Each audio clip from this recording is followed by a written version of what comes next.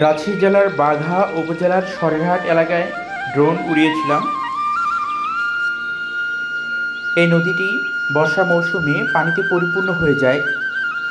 চর পলাশী ফতেপুর, বিস্তীর্ণ মাঠ, এখানে সারি সারি আম গাছ।